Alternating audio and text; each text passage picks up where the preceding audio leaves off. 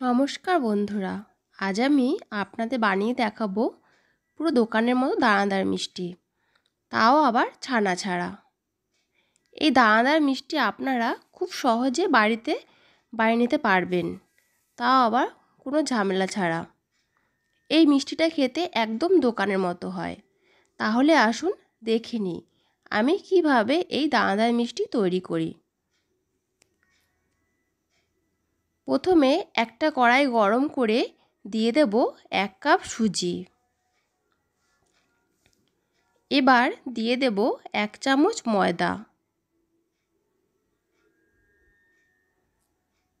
আর সামান্য একটু লবণ।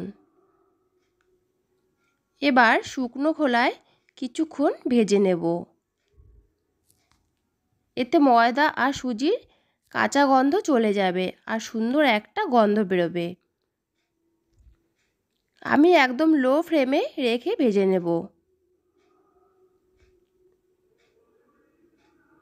এবার দিয়ে দেব জল।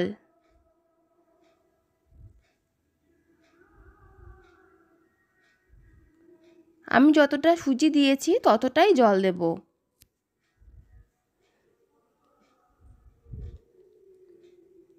সুজিটা আমি কিছুক্ষণ রান্না করে নেব।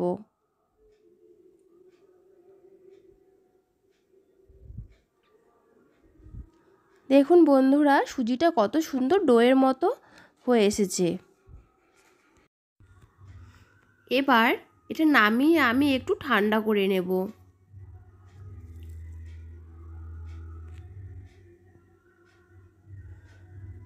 বন্ধুরা, আমি এখানে হালকা ঠান্ডা করে নিয়েছি। এবার এখানে দিয়ে দেব কিছুটা গুঁড়ো দুধ। আমি এখানে কোনো ছানা ব্যবহার করিনি, তাই আমি এখানে কিছুটা গুঁড়ো দুধ নিয়েছি। এবার 2 চামচ ঘি দিয়ে আরও একটু ভালোভাবে মেখে নেব।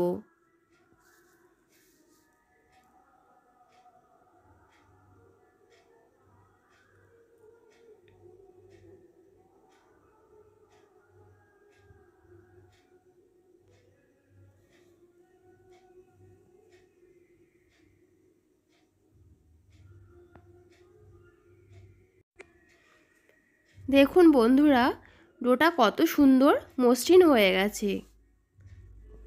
ডোটা যত ভালো মাখা হবে মিষ্টিগুলো তত সুন্দর ফুলবে।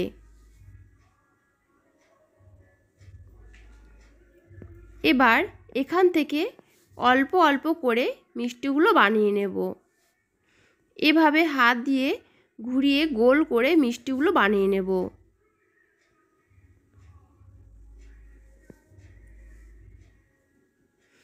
দেখুন কত সুন্দর মিষ্টি হয়েছে।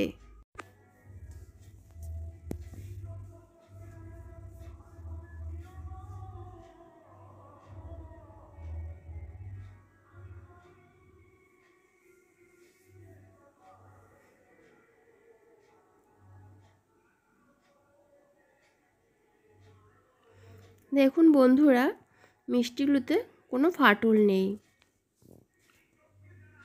এইভাবে আমি সবগুলো মিষ্টি তৈরি করে নেব।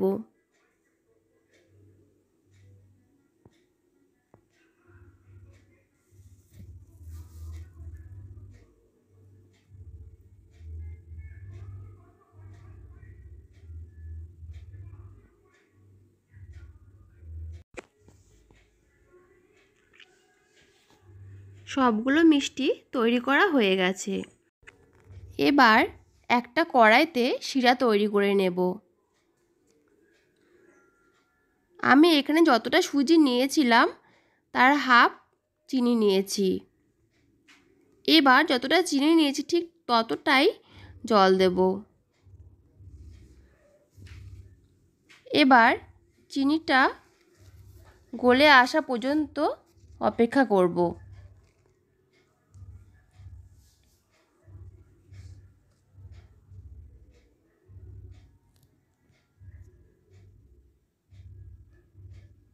চিনি গলে গেছে। এবার মিষ্টিগুলো দিয়ে দেব।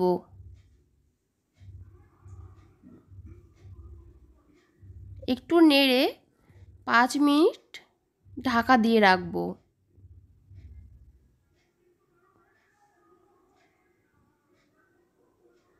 ঢাকনা তুলে আরও একটু নেড়ে নেব। দেখুন বন্ধুরা, মিষ্টিগুলো কত সুন্দর ফুলে উঠেছে। এবার একটা প্লেটে কিছুটা চিনি নিয়ে মিষ্টিগুলো এইভাবে চিনি মাখিয়ে নেব।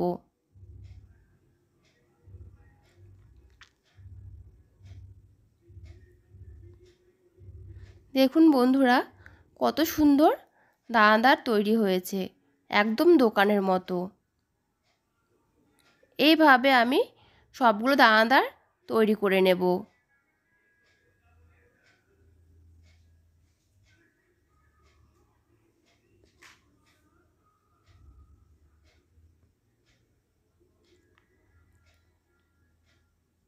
সবগুলো দানাদার তৈরি করা হয়ে গেছে।